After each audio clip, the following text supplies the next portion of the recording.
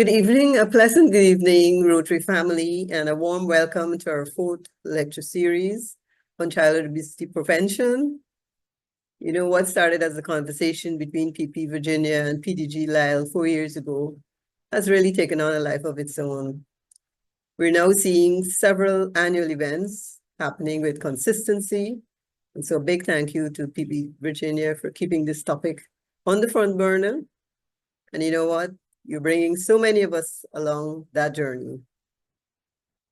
As clubs across the district have made significant strides over the years, and all clubs should really be commended for this ongoing activities that are happening.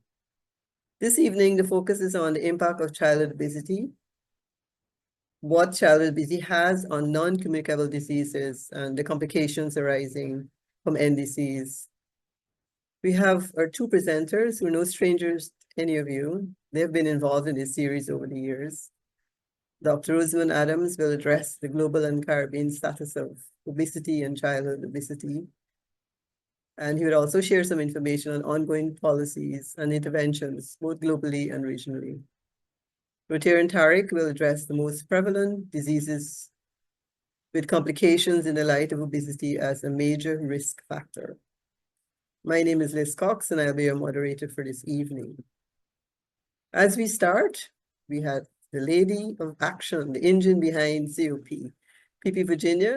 Could you please join me in welcoming PP Virginia, who will share with you a short welcome, a little bit about the program this evening. PP Virginia. Thank you, Liz.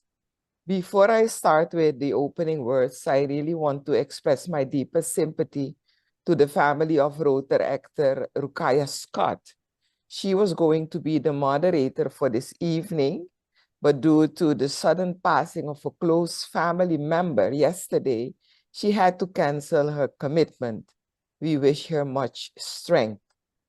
I also want to express my sincerest thanks to Elizabeth Cox, our own busy Lizzie, for stepping up to take over the role of moderator. I reached out to her late yesterday night, and lo and behold, this morning, I had her confirmation via WhatsApp response. So my dear friend Liz, thank you for stepping up and saving the day. Good evening, all. Since Rotary District 7030 initiated the Childhood Obesity Prevention Program in 2020, we have started our year with a scientific lecture for non-professionals.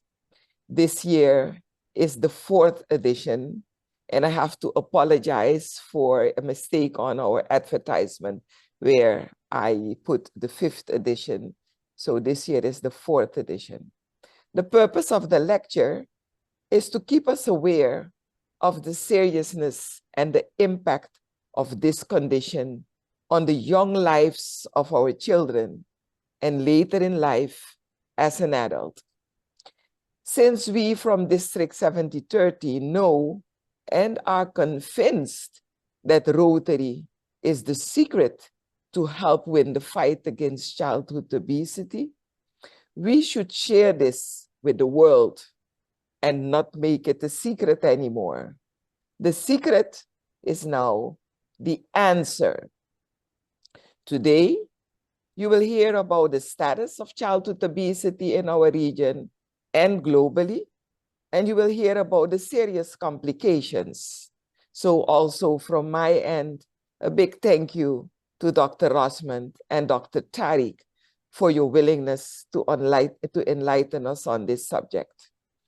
Dear participants, thank you for joining us, and I hope that with the information you will receive this evening, you will either continue to or decide to join us in this fight. Let us continue to make prevention of childhood obesity our priority by joining our networks and take action now. I hope you enjoyed the lecture and look forward to your comments and feedback. Thank you. Back to you, moderator Liz. Thank you, PP Virginia, for those kind words of welcome. And it is my pleasure to introduce our two presenters this evening. And I can tell you, this is just an abridged version of their bios. Dr. Osmond Adams is a national of St. Vincent and the Grenadines, and I think I call him a CARICOM national because he's worked and lived in several of our territories, including Guyana. He's a medical doctor by training, a public health specialist, and a biostatist. He holds a Master of Science degree in both public health and bioethics. He also holds a postgraduate certificate in global health diplomacy. He is currently the advisor for health systems and services at the Pan American Health Organization, WHO, in the country office of Suriname. Dr. Adams has over a decade of work in various public sector fields in the region in areas of disease prevention and control, health systems strengthening, bioethics, and sexual and reproductive health. He's also the director of Pan-Caribbean Partnership. Well, he served as the director of Pan-Caribbean Partnership Against HIV and AIDS from 2000 to 2002, where he ensured that HIV/AIDS remain a relevant public health issue despite the diverted attention to COVID-19. He's also the chair of the board of directors of the Caribbean Family Planning Affiliation. Rotarian Tariq, who's a member of the Rotary Club of Demerara, Guyana, is a doctor, skilled medical doctor specializing in family medicine, endocrinology, public health. He is dedicated to delivering quality healthcare and supporting organizational growth while advocating for health policies reform. He holds a master's in international public health and public policy from Liverpool, John Moores University, a master's in endocrinology from Queen Mary University Commonwealth Scholarship. He was able to complete that with, and recently completed a master's in health administration from York University. He's also postgraduate diplomas in project management and HIV care from the University of Washington. Currently, he serves as a program director at the National AIDS Program Secretariat in Guyana, as a senior medical registrar at the Georgetown Public Hospital, together with that.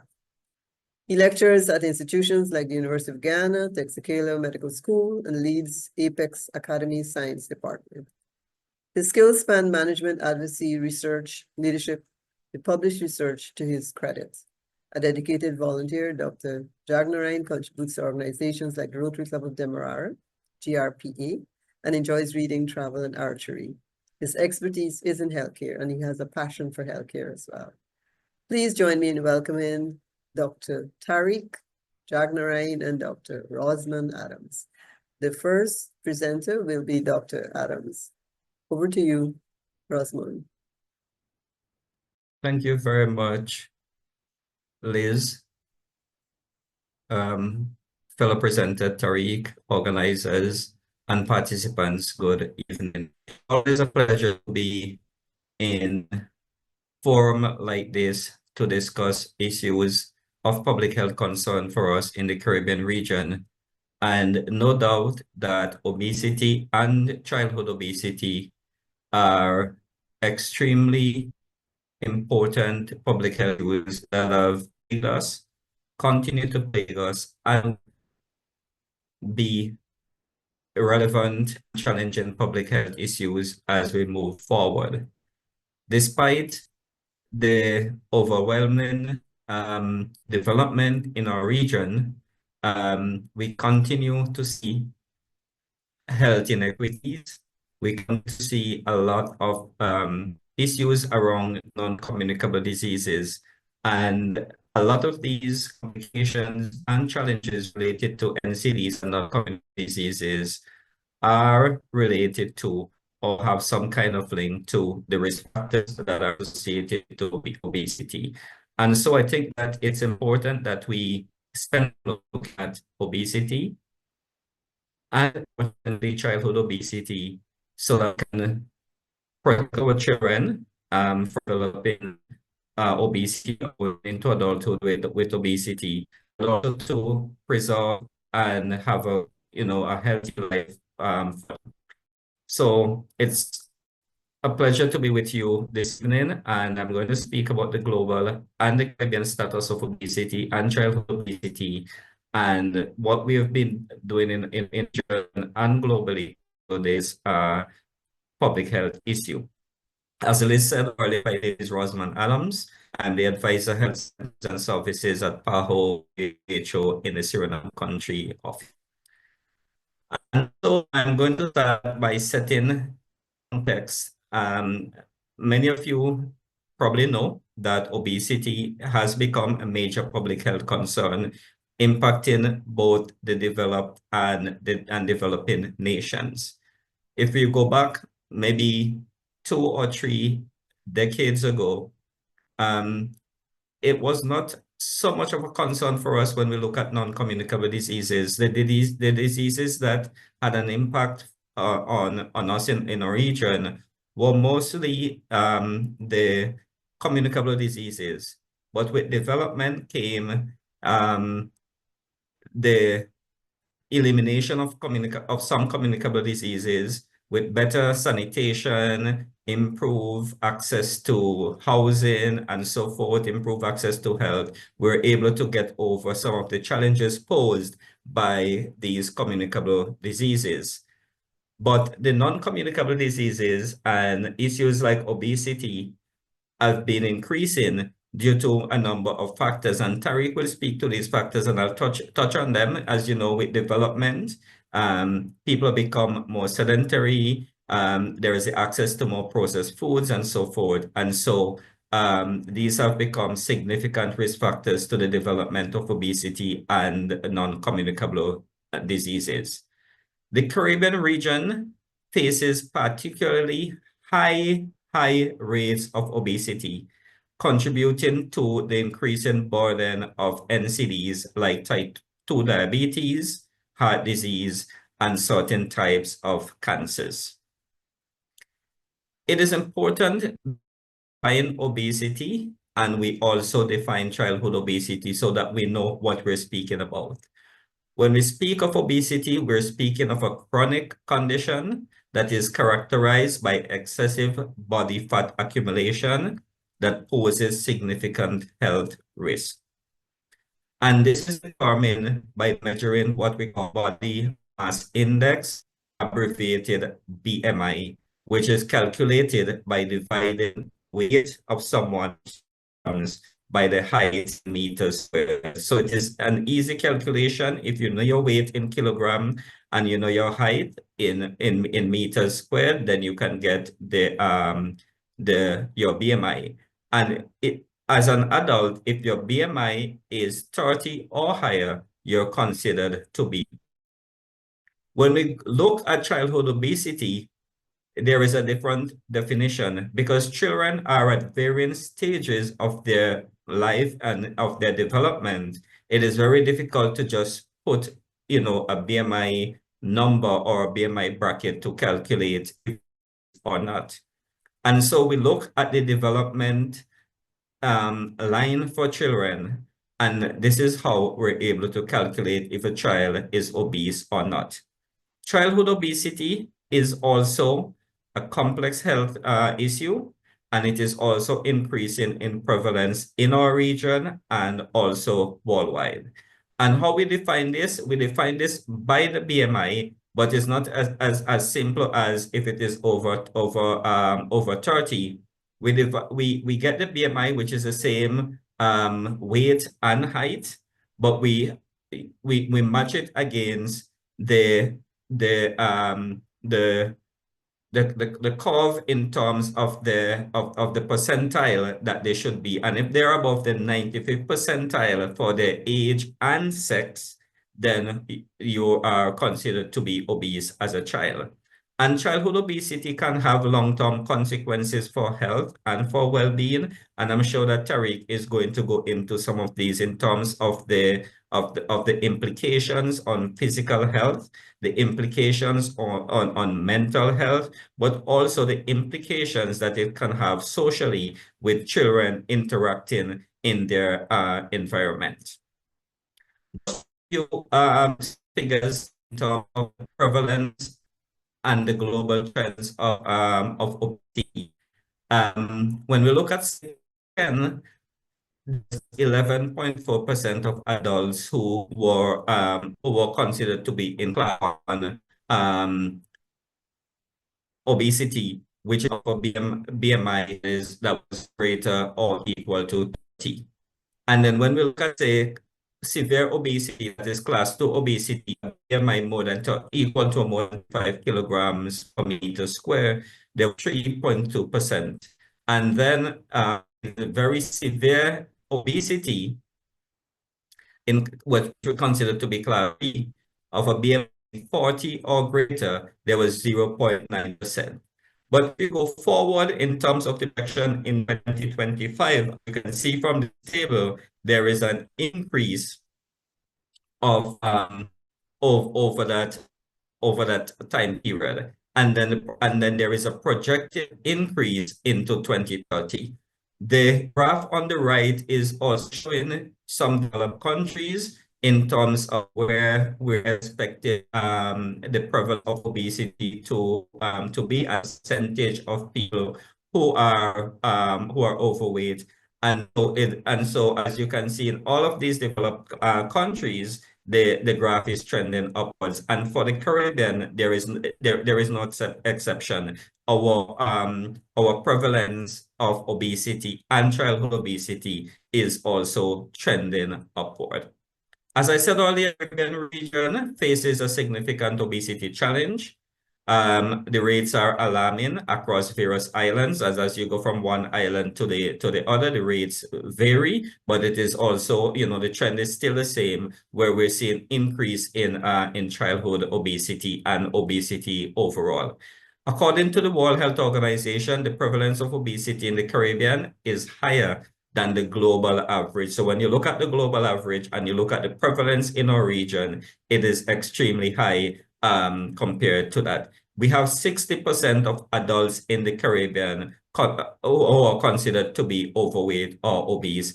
And we have 30% of children, that is 1 in 3 children are overweight or obese in our region. And so this is a significant public health concern for us. We have to do something. And when you look at the other non-communicable diseases in terms of the prevalence of diabetes, the prevalence of hypertension, the prevalence in terms of risk factor, tobacco, alcohol consumption, it's also very high. And so this is really, a recipe for a perfect disaster if we don't do anything to halt or to reverse the increasing and the alarming trends of obesity in the Caribbean.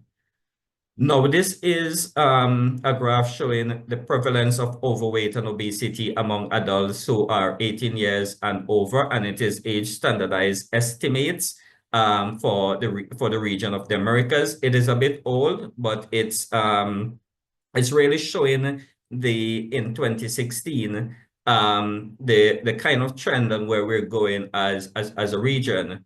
I have put in some of the countries in below so that it is easily visualized. The blue dot is showing you the prevalence among male, and the orange the prevalence amongst female. The gray is the overall prevalence. As you can see, there's a wide variation between the prevalence of males and females. With what you're seeing that among male, the prevalence is a bit lower compared to females where the prevalence is higher. And across the entire region of the Americas, the same trend do exist. But if you look at the gray line, also, it is more leaning towards the right, showing you an increase in prevalence among adults in our region.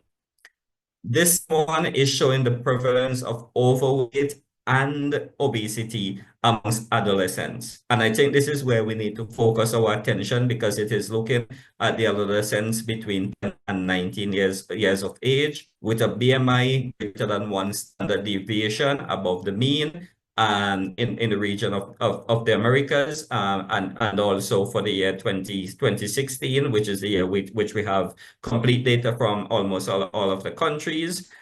And this similar trend do exist with males more to the left with less prevalence compared to females who are on the right with a higher prevalence. But the gray dot which is showing you the combined male and female prevalence is also again, you know, shifting and leaning to the right, showing you an increased prevalence. And as you can see, if you look at where the dots are scattered in terms of overall prevalence, when you combine males and females together, they are ranging somewhere around 22% to, you know, to say around 32%, with the United States definitely an outlier with about around 40-something% of adolescents with childhood obesity.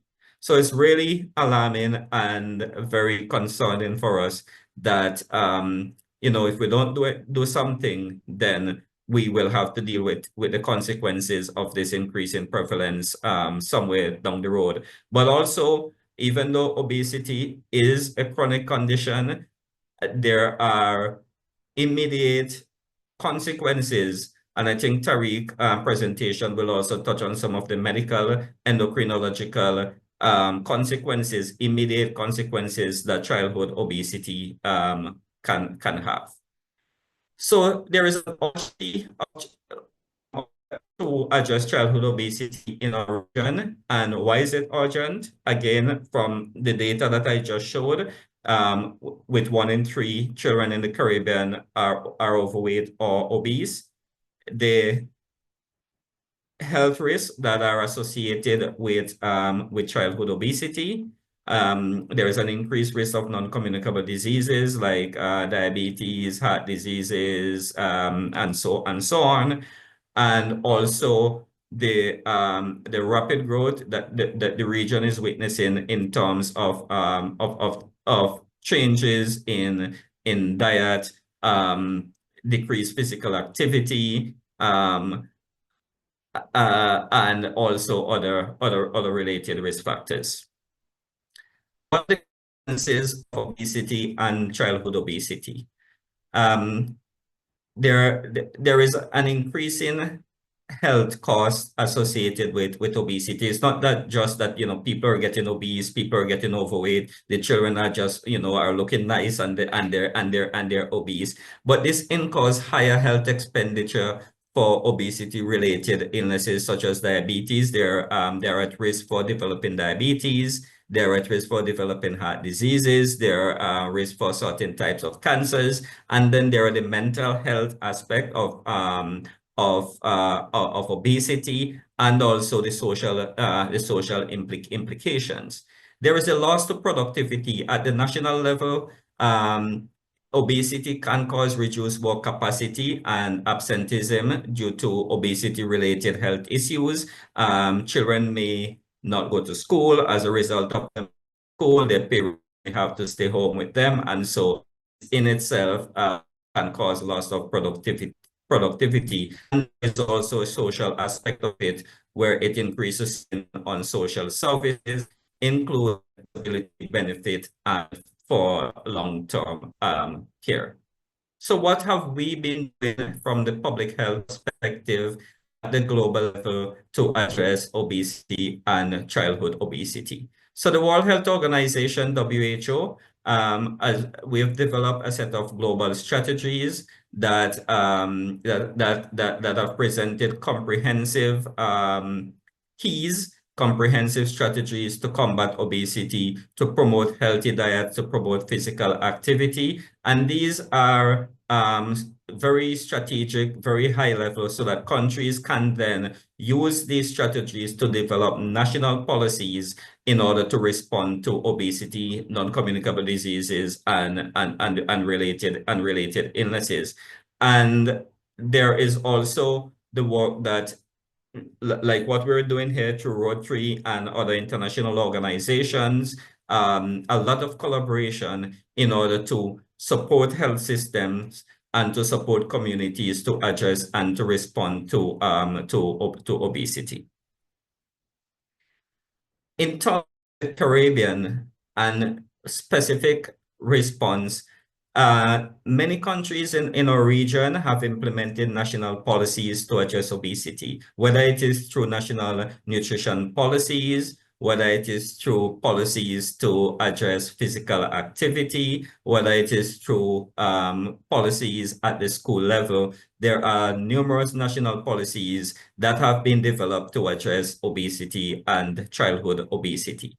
There have been school-based interventions, and I think that when we speak about childhood obesity, one of the first places that we can respond or we can address is in the school, because this is where our children spend probably most of their time. And so a lot of school-based interventions have been implemented to promote healthy eating habits, but also there have been school-based interventions to promote physical activity. There have also been school-based interventions in our region against risk factors to prevent children from starting to smoke, to reduce children's access to, say, alcohol and so forth. And there's been a lot of public awareness in our region. Yes, we can do more. Yes, there is the need to do more public awareness to raise awareness about the dangers of obesity. Sometimes we take it very lightly. Oh, it is just obesity, and this person is that, and we pass. But I think we need to do a bit more campaign, not only defining what is obesity, not only what are risk factors and what are the complications, but how can we empower individuals so that they can live, so that they can adopt healthy lifestyles, so that can prevent obesity and its related complications. And then in our region, we have been moving into labeling regulation. It is something that is very difficult, because you have to get the companies to be on the same level with us in public health. The companies are just producing food and they are doing this for profit. They want to make money. We in public health, we are, we want to promote healthy lifestyle. We want to save lives. And so it is sometimes very difficult to get to that point where we can have food labeling regulations, so that individuals are empowered and they can read the labels and they can make the decision. It becomes easier for them to consume healthier food through informed choices. In terms of specific policies and initiative, these policies address the issue of obesity by promoting healthy diets, by increasing physical activity, by raising awareness. However, there are many challenges in the implementation of these policies, and also in the effective implementation of these policies due to limited resources in our region. We don't have a lot of resources. As you know, the Caribbean is made up of a number of small island developing states that already we do have our vulnerabilities. We do have limited resources.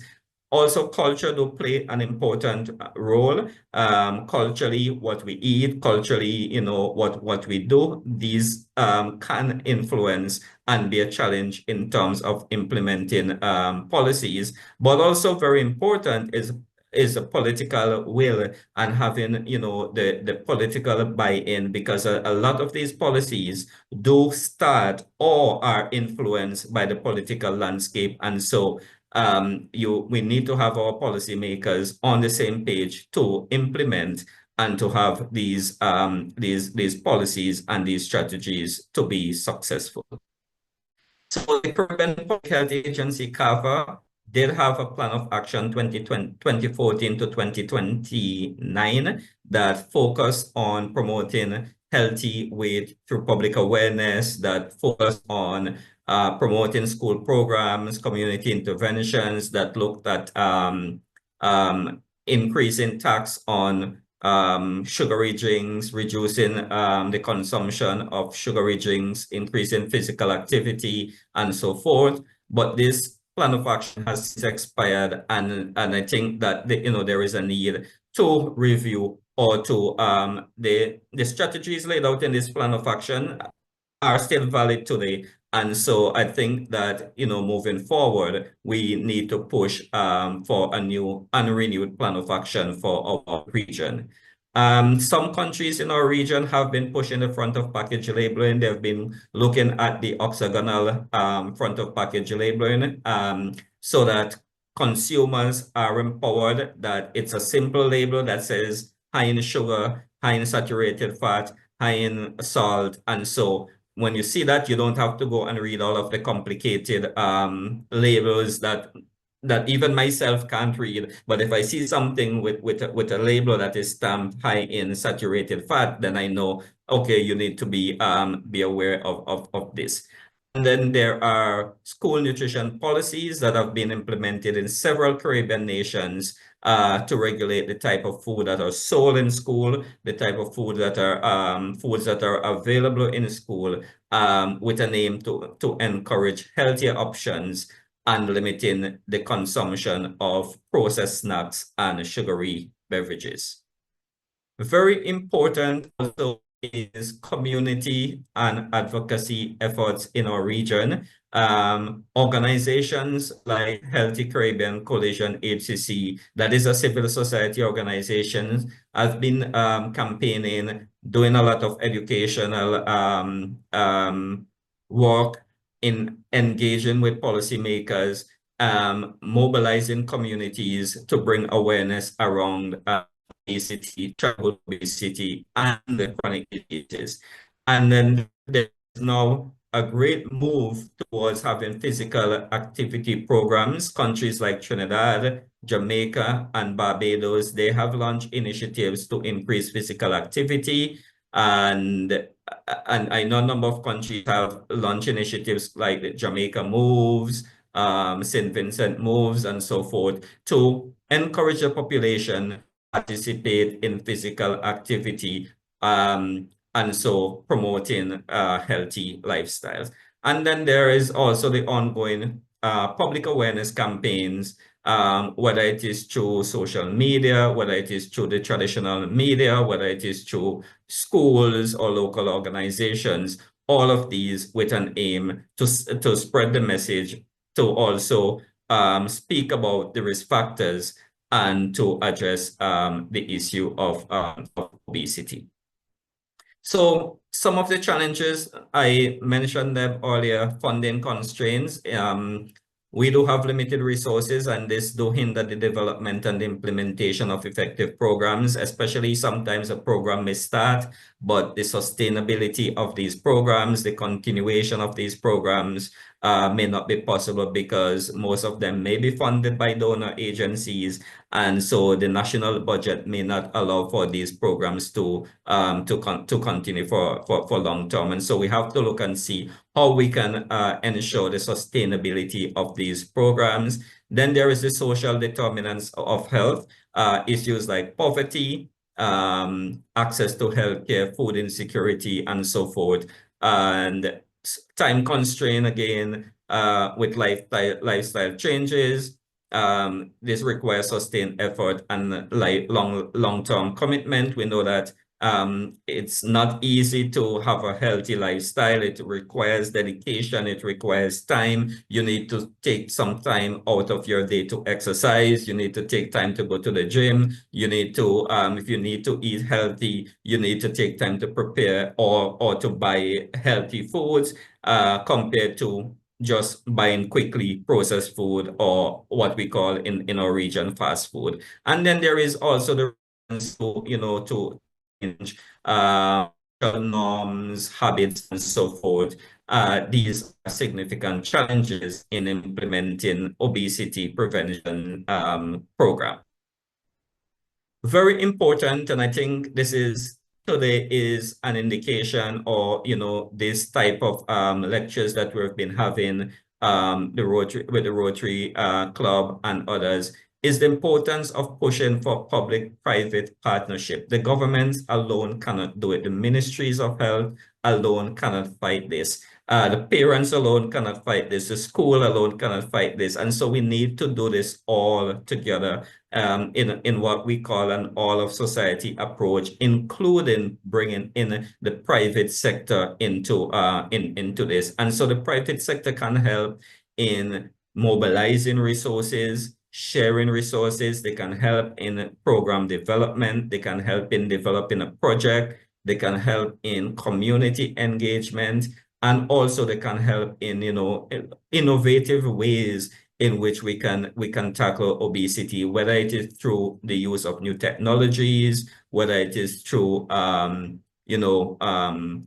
pushing for different modalities to address obesity. Also, empowering communities grassroots initiative is so important. I'm not going to go into detail with this, but that I think addressing the issue of obesity and childhood obesity starts at the community level. And so we need to look at grassroots initiatives that are sustainable to address obesity. And as I close, in terms of how do we move forward in terms of looking at innovative solutions? We need to engage communities as I just mentioned. We need to promote healthy food, environment, and physical activity by pushing for policy and advocacy.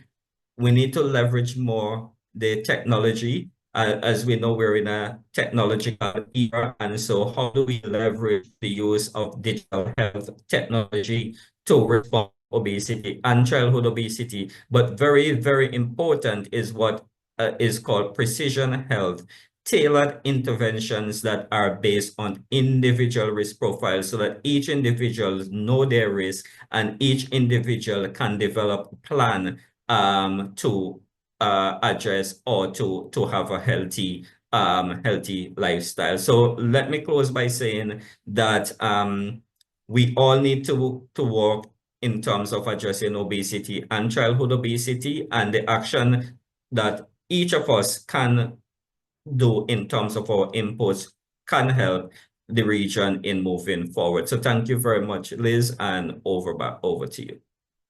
Thank you, Dr. Rosamond Adams. That information in terms of how the Caribbean stack up against the world, it's staggering. I didn't realize that. Also, I've read somewhere, the more affluent countries you find overweight. So the entire Caribbean must be affluent. Tariq, over to you. Thank you, AG Liz. All protocol observed. I was told that I just have about 20 minutes, so let's see how fast I can do this. So definitely childhood obesity, it's of a major concern, as you heard from Rosamond earlier. This is something that we all need to focus on. It's some matter of urgency. As Rosamond pointed out, I wanted to highlight something quickly, that obesity is not just getting, as we would call in our colloquial language, fat. It's the excessive accumulation of that fat. And so ideally, individuals who you would see, sure, they have this BMI that is above their normal weight. That is where it's worrisome. And Rosamond pointed out that globally, based on WHO statistics, almost 1.9 million adults, are overweight. 1.9, almost 2 billion adults. And then of that number, 650 million are obese. And so it's becoming a public health issue. It's affecting not just adults, but it's trickling down to affect kids as well as toddlers and adolescents. So what is it we want to talk about a little bit? So I'm going to focus a little bit on the Caribbean and how it's impacting the Caribbean and what is it we can do. What the data is showing is that the Caribbean has one of the highest rates of obesity within the Americas. WHO pointed out almost 25 to 30% of the adults living in the Caribbean are obese. 25 to 30%. And then when it comes to children, among 1 in every 5 persons that you meet within the Caribbean are overweight or they are obese. I am going to discuss some research base. I'm not picking on any country. These are actually proven research. If I call out and single out a particular country, forgive me, but we got to state it as it is. And so you're going to see countries like Barbados, Trinidad and Tobago, Jamaica, and Guyana. They are seeing a high increased rise of obesity rates. And a lot of it has to do with lifestyle and habits that are changing within the Caribbean. We're slowly becoming westernized. And so that is impacting us. And so when you look at the traditional changes that your persons are facing, that rich traditional diet of fruits and vegetables that we had with lean proteins, that is slowly being replaced with a westernized high-calorie fast food processed snack. Almost every corner you go around, there's a Chinese, in Guyana, Chinese restaurant, or you might find a fast food franchise. Then there's the sedentary lifestyle that we are adopting slowly that shows that you're seeing it, especially in the young population. Almost everywhere you go, you see a young child, they have a tablet or they have some kind of Game Boy or Nintendo Switch. And this is contributing to them exercising less, being outdoor less, and of course, they are having obesity. And this is impacting the country ultimately. When you look at it, it's not just having an increase in terms of burden, in terms of health, but also healthcare when it comes to other health risks that develops. Yes, even in adolescents, even in young adults, you're having an early onset of diabetes, hypertension, and other diseases that I will talk about in a few. What is some of the major contributing factors within the Caribbean specifically that is leading to this? One of the biggest things is when you look at public awareness. When last have you gone out and look at the television or look at the radio or look even around you for billboards, banners, and posters, you're seeing something around obesity, much less speaking about childhood obesity. And so this lack of awareness, they're leaving many communities without, one, proper education on the issue. And many of them, when you go, there's so much that you can just simply say is eat healthy, but they don't know how. And so that's where we as Rotarians, we as persons who work with healthcare, you can actually teach communities, teach persons to help.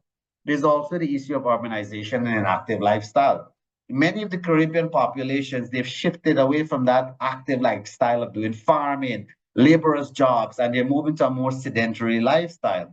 Many of them are actually, you're seeing almost everybody, they want to have indoor gyms, they want to have indoor treadmills. Nobody wants to go outside. Nobody's actually hoverboards and hovercrafts. They're all moving towards that. And so when you actually look to another factor is food insecurity and access to nutritious food. Many parts of the Caribbean, access to fresh food that is affordable and that is nutritious, it's very limited. You go almost in most of the supermarket, there's highly, what do you call it, processed food, imported foods. Most persons want to buy the imported foods. And often these foods have a high level of fat, lots of sugar, and they're more expensive. And so that contributes towards obesity also. There is this cultural norm. They are, well, I don't know how it is in some other countries, but in Guyana, I can tell you, they have this saying that having a large body size is often seen as a sign as wealth and good health. They say once you're big and fat, you're doing healthy. And people strive towards looking like that, shine healthy and fat. But at the end of the day, I will show you how it will contribute to many other health issues. And it needs to be curbed now. Added to that, why is this an issue for us as Rotarians, for us as parents, as persons living in the Caribbean? One of the major issues that is having obesity can contribute to a lot of health disparities. Once you're obese, even if from childhood, you automatically are set up for failure in life when it comes to having non-communicable disease, heart problems, diabetes, hypertension. You're already at risk of that at an early age. There's also significant concern when it comes to youths when it and the worsening epidemic with the generation. They have so many other psychological issues that they can present with depression, anxiety, a low self-esteem because of their overweight. Sometimes some of them may start having high body odor, And that can even make things worse. Joint pains, foot abnormality and deformity. While some persons look at tourism as an economy, that creates some health risk also, where many persons, because of that tourism economy, they depend on, they try to adapt a Western culture of workforce. And so they work just to get money, and they don't even find time to actually go out and exercise. On average, a healthy individual below the age of 50 should have 150 active minutes a week. How many of us completed 150 minutes thus far? What I want to highlight, and the main part of my presentation, is to show you a little bit of some of the health related illnesses that you actually can that can contribute, some of the risk factors, sorry, that can contribute towards obesity, especially childhood obesity. And one of the major ones is, we did mention the diet, shifting in that rich fruity diet, and from seafood to more what you call it, processed food. So there's a research coming out from Jamaica, for instance, that shows that there's the very high consumption of sugar, especially sugary drinks and energy drinks. This study was pointing out most labor force and most persons within the work environment turn towards high calorie energy drinks as well as coffee. And that can be a contributing factor towards obesity, especially in younger population. There's also the lack of physical activity. Many persons are now taking up desk jobs. Urbanization also, and the reliance on motor vehicles, especially in countries like Trinidad and Barbados. This has led to a sedentary lifestyle. Traffic has made things worse. Sometimes you spend 2 hours in traffic, and by the time you get home, it's just to prepare meals, and you go towards fast food, and then that's it, bed and prepare for the next day, and so you don't exercise. And so fewer people are engaging in regular activity, and many children, they spend long hours, as I mentioned, on smartphones, videos, games, screens. There's also the sedentary lifestyle. While the digital entertainment is good, everybody goes towards Facebook, Netflix, and chills, social media. This has contributed to persons staying indoors. Nobody goes outdoor and play anything. When last you see some kids playing outside, playing hopscotch or dog and the bone? I don't know if the other Caribbean countries have these games, but we don't see people out in the community doing it. When last you see cricket play outside on the road and bust up your neighbor window screen, windows, or the car window screen? Well, those were things of the past. And so many countries like Bahamas, a studies pointed out that recreational time behind watching TV and indoor activities account for almost 1/3 of a person's, especially young people's, average life. There's also a study that points out, when you look at family history, many countries like in Jamaica, Trinidad, there are a lot of family linkage where families, the older generation, they like to tell you, oh, keep feeding the child, you can grow it out, or they like chubby kids. And even in Guyana, they tell you that, and that can be a very, very, very detrimental. Cities like Jamaica, Port of Spain, green space and recreational areas they're now improving because of projects.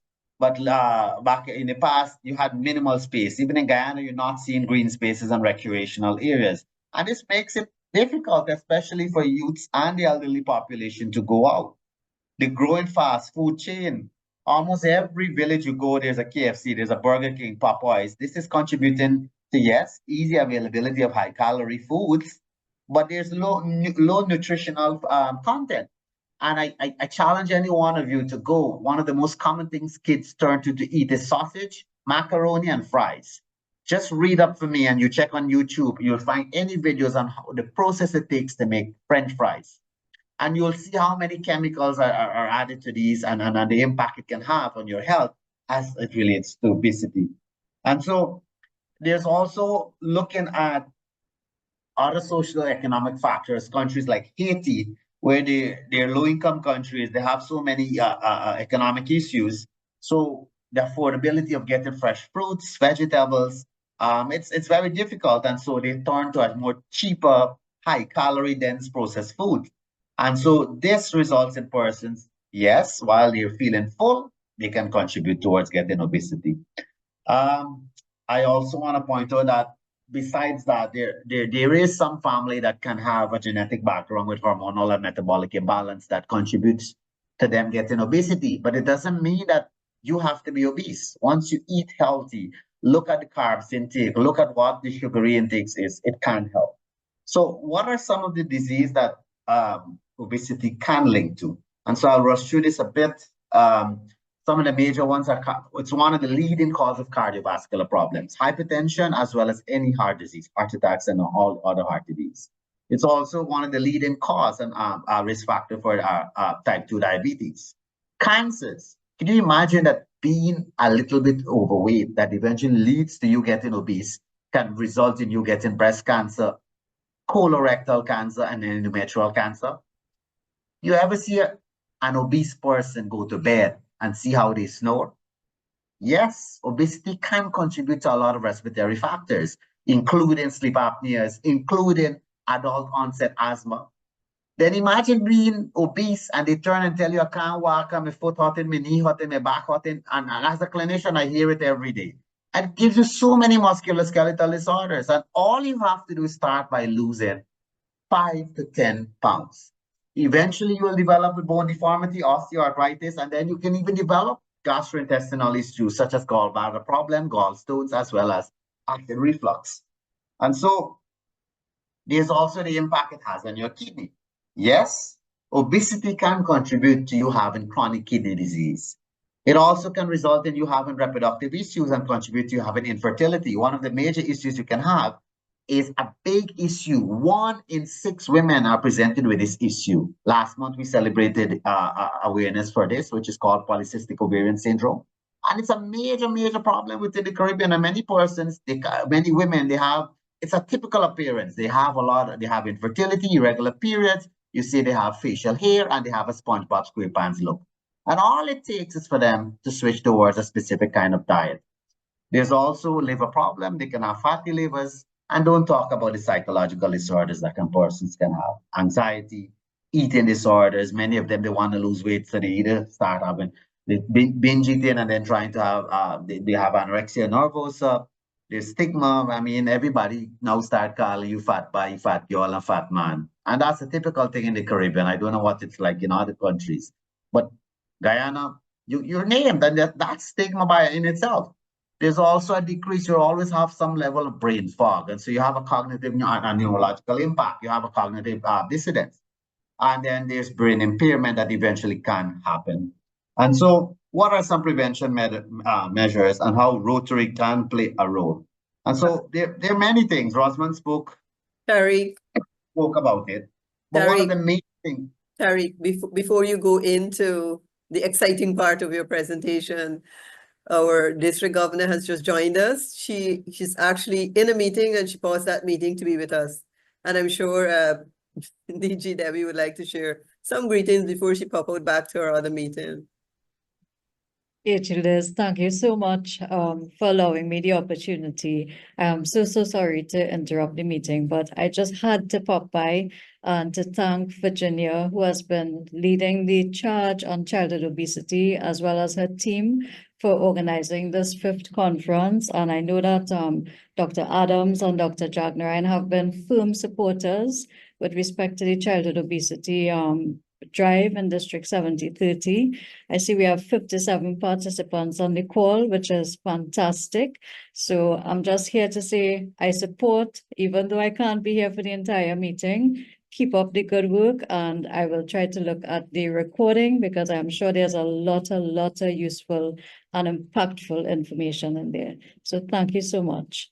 Thank you, DG Debbie. And as we've just paused, I just noticed that we do have quite a string of PDGs in the chat. So welcome to all those PDGs in the chat.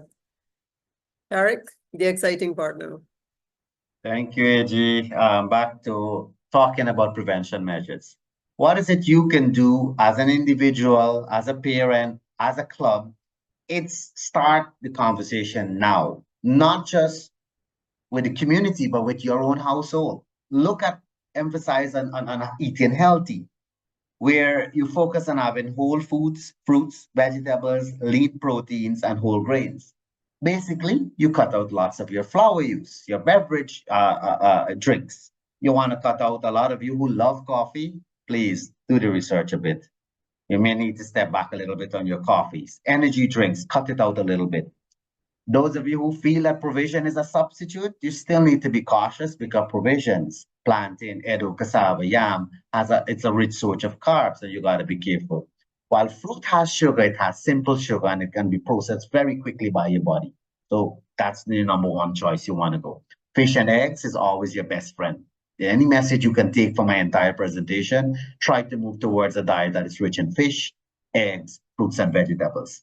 Like I mentioned earlier, you want to limit your processed foods, especially in kids. Sausage, bacon, and so many other new what you call it, nuggets and all those things you make to give kids. Limit the processed foods and limit the sugar intake of kids, and especially foods with unhealthy fats. All of you below the age of 50, ensure that you have 150 active minutes, or meaning moderate activity per week. If you're above 50, you can target 75 to 100. Encourage healthy and active lifestyle in your kids by limiting screen time. Create spaces for outdoor activities where you yourself should join them and lead by example. It is also referring to having good behavioral therapy, cognitive behavioral therapy. It shows a family that meditates and learn to reduce stress together. It's a family that is healthy together. Create supportive environment when individuals who are trying to lose weight and support them. You don't want to keep teasing them and you keep cooking the nice fancy food and they bringing home the KFC and bringing home the nice barbecue. And there it is, your kid is trying to lose weight or your mom is trying to lose weight and you're just teasing them and it can't help. And then you want to have the community involved. Try to see as much as having awareness campaign, not just in schools, workplace, neighborhoods, barbershops, as much as you can. Use of influencers helps a lot in this. And so I want to talk a little bit of what were some examples of how Rotary, of what they can do, and and I'll share some examples of what some other countries did out there. And so, of course, Rotary can have healthy education programs. They can partner with local communities, local schools, local marketplaces, local workplace that educates persons around healthy eating, nutrition, exercise, and making good lifestyle changes. You want to organize health screening. Part of your health checks, most Rotary groups would have outreaches. You want to ensure there's good health screening, not just for blood sugar and blood pressure, but include BMI. That's a simple thing. Or if you don't have and you don't want the BMI, you check someone's waist circumference. That's one of the first indicators you can use and help someone to realize if they're getting out of shape and gaining weight. You also want to look at collaborating with organizations such as other NGOs, health centers, so that you can actually promote early detection of obesity. You can get pamphlets, you can help them to go out and reach far-flung places. You want to promote physical activity, setting up park where people can walk. You want to, I saw in our national park in Guyana, those of you who are Guyanese, they've set up a lovely, lovely freehand gym setup where kids as well as adults can use them. I've seen this the same in Trinidad. I've seen this the same in Suriname, and this is something that is good. You want to do it not just for the youth, but also for persons of the mature and elderly population. Develop fitness program too, so that they can understand. Many times we, the young ones, you have apps, you can look at it and you know to do high intensity workout and you know to do Zumba. But many of the young kids, they don't know what to do, and the elderly population, they don't. And so we can try as Rotary clubs to do that. They can also contribute to food banks. There are many, Guyana do have a few, and other countries have a few. But what are the content of those food banks? Is it often rice and flour only? And so we can create an opportunity where we try to take, many of us are involved with farms. And so we take healthy food, healthy options that are healthy towards the entire population. I'm almost through my presentation. I know my time is running out. Allow me just to share a few examples that may be of a bit of motivation to you, those of you who are of Rotary clubs and other small community and district. And so some example of what is done, there's targeting obesity in schools. And I know Nations is the School of the Nations in Guyana. They're one of the schools that would have done this. where they lead by measuring person's BMI, and then after a 3 months, 6 months period, they recheck. They also have days with the limited consumption of fast food as well as sugary beverages. And this in itself directly can contribute towards students losing weight. They promote physical activity and having good peace. There's also the launch of a community fitness program, and this is shown in one Suriname actually, a 40% reduction within that small area of persons with obesity. There's a labeling system that was done. I really like this one in Mexico, where they take food and with the help of the Food and Drug Association, indicate foods that has high content in sugar as well as high content of fat, especially local food products.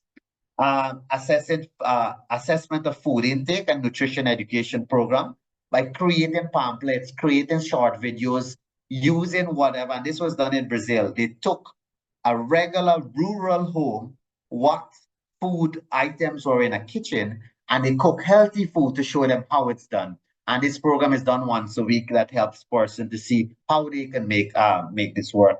You can have campaigns. This is done in Canada, of course, that challenges persons to walk. I know that Virginia, through the District 73 Childhood Obesity program, we do have a walk that starts January to March, and other clubs can actually try to do similar, and it's done a lot in Canada. I see this in Bahamas too. Resource apps. Many of the apps you look at, they have advertisement, create advertisement that can pop up to tell people to get up and walk, and the dangers of not exercising, and the dangers of high intake of sugar. There's also South Africa. They provide recommendations within the school books as part of the curriculum, also in promoting healthy lifestyle. New Zealand, they offer lunchbox right at school for a short 2-week period. They pack the lunch for the kids and they show them examples of what they can take to school so parents can learn and see how simple it is. And so there's so many others I can share, like schools implementing daily exercise session and nutrition session in Philippines, Finland. Make it a habit that whatever fruit is in season, it goes towards the school and it's distributed to the kids during snack time, and so they can have at least a fruit as part of their diet in any given day. Denmark, what they do is they promote healthy cooking as part, and I'm not sure if it still happens. I know when I was in school, we had like a home economics subject, and they teach you to cook, but not just to cook. Denmark does it shows you how to do it healthy and looking at weight management. And then you can have, like India, they have community classes that involves Zumba. They then have a workshop to teach you how to make a quick snack, and they call it snacking on the go. Especially families that caught up with traffic, they're big and they have to be on the move all the time. India had a lovely session. And by the way, when I call the countries, these are all Rotary groups that would have done sessions like these. And so, where do we start? What is stopping us? I want to wrap up by showing you, yes, you can have challenges, cultural barriers, we spoke about them. You can have economic challenges, as Rasman spoke about. You can have issues as it relates to lack of awareness, stigma, but it starts now. It starts with us as individuals realizing that obesity is a major health issue. It's a major public health threat, and so we need to start. And so in conclusion, let's work together as a Rotary group, work together as people of our community, start with our families, move to the community, promote healthy eating, promote healthy a lifestyle of exercise, and this ultimately, by our little intervention, would contribute to reducing stigma and discrimination. Thank you. Thank you, Rutger and Tarek. There's quite a lot of information, and I think a lot of ideas has come out of both of the presentations that will give clubs that who are on and who will listen to this presentation ideas for projects. A lot of ideas have come out. So let me check into the Q&A box. We did have one question asked by Alithia Aquila. Our follow-up studies done with targeted communities and schools to review if the obesity campaign policy has decreased the number of obese persons since the program has started. I presume it's students. And Dr. Adams responded and he said, yes, some monitoring and evaluation have been conducted with good results. So that's a positive. And Juanita James has asked a question. What about advocacy for policies to promote healthier food environments? Rosman has responded. He said civil society organizations like AIDS, the Healthy Caribbean Coalition, and grassroots organizations have been doing a lot of advocacy work. And that is true. COP is really also, our district has collaborated with HCC on many occasions as well. Rotarian, Tariq, would you want to respond or add to any of these two questions? I'm not certain if all this information has stunned everybody into silence. So definitely, lots of projects, you have good monitoring that is ongoing. I mean, there's no policy and to evaluate how well it is without monitoring. Okay. And so there are countries that have started and have some of these policies like Guyana. We do have monitoring projects. Time to time, we look at what's our prevalence of childhood obesity, and we break it down by age groups, and then we see how that shifts over the year period. And then, of course, when it comes to advocacy for policies and promoting healthy environment, that in itself, we need that in every possible way. And it starts, one of the hardest things is changing perception. And that's where it starts, changing our household, changing our elderly population that loves to cook in a particular way so that they can start cooking much healthier. And it's hard to go and tell your grandma the way she used to cook was killing you all the time. Imagine you go in and tell your grandparents that. But it has to happen now at some point. Yes, all right. I just had a question, or perhaps a little concern to both of you. This BMI, because I look at persons who lift weights. And how do you stack up? I mean, their BMI sometimes are in the 30s. And if they apply for insurance, they'll probably be rated and rated high as well. How do you, I don't know, how do we position ourselves to decide, is this a risk factor? Is not a risk factor? How is it done in the medical world? How do you interpret that? So definitely use of BMI has its challenges, especially when it comes to persons who are lifting weight, pregnancy, persons who have chronic kidney disease, liver disease. It has its limitation.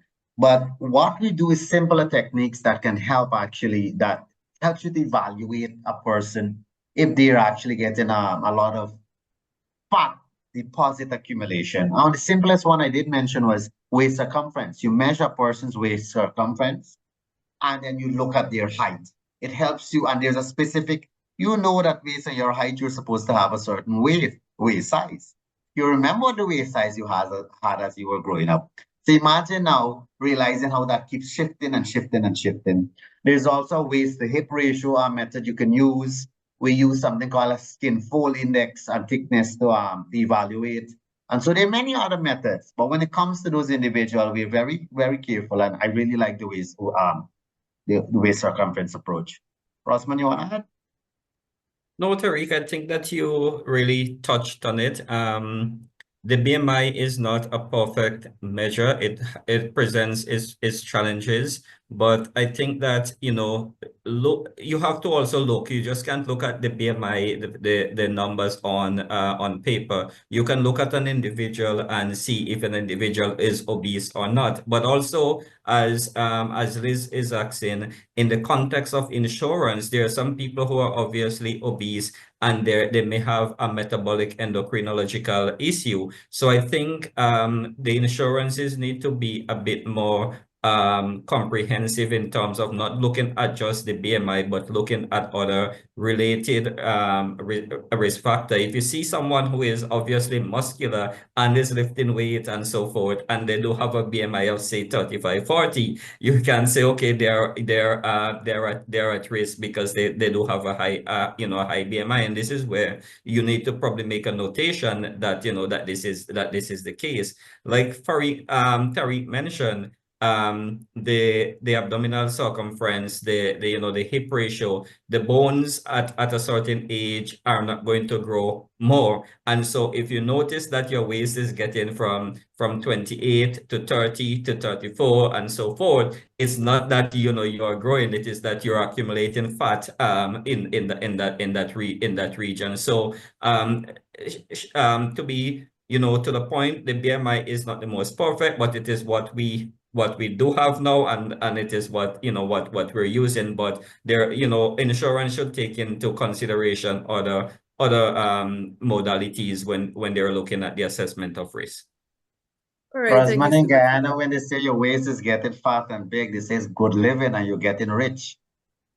Well, I think I touched on that in terms of the cultural norms and so forth, that again, we need to move away from that, because, culture is something that can impede our fight against obesity and childhood obesity. A lot of things that are culturally normal, acceptable, may not be right.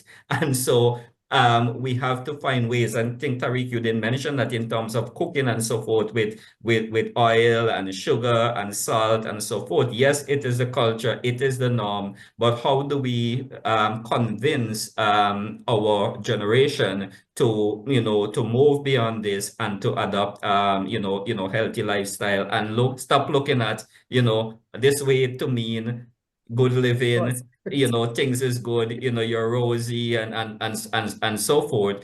And not to stigmatize it again, because on the other hand, you can cause stigma, and we don't want to cause stigma. Yeah. And so we have to then see how we can put this in the positive way, in terms of pushing more for lifestyle changes, healthy lifestyle, and and so forth. All right, thank you. Thank you so much. I know one other question was placed in the Q&A box, but I think Tariq answered that question. And I know we're also running beyond the time we had scheduled for. And I would certainly wish to thank you both for that great information, excellent presentation. I think that the statistics is sometimes frightening, but we have to accept it and we have to deal with it. And I think you both touched on areas where we can prevent it. And certainly if it is happening, take actions to reduce some incidents of obesity. We can start with the children in school. All right, so thank you again. And our immediate past district governor has graced us in his presence. And I would kindly ask you to officially close today's webinar. Over to you, PGG Brian. Thank you so much, Liz. And, thank you for a wonderful job at moderating this session. And especially at only one day's notice, you were incredible. You were an extremely efficient and effective moderator. So thank you for all of this. And of course, the ever-present, passionate Dr. Virginia, your passion for and your work with childhood obesity in our district is really what drives the rest of us. So thank you for your continued commitment. And of course, the two presenters. So much information was shared with the rest of us this evening. And it's now our job to share with those who were not fortunate enough to be here this evening. But first, Dr. Rosman Adams, as a fellow Vincentian, I'm so proud of you, Doctor.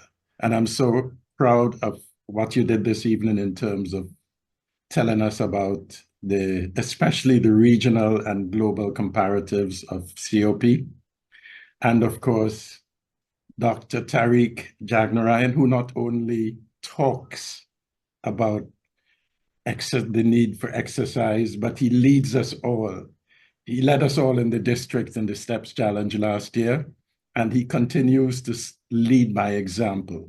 So to our two outstanding presenters, thank you, and thanks all of you who joined this evening's presentation. So once again, have a great evening, and thanks to our Master of Ceremonies, and our presenters. Thanks so much.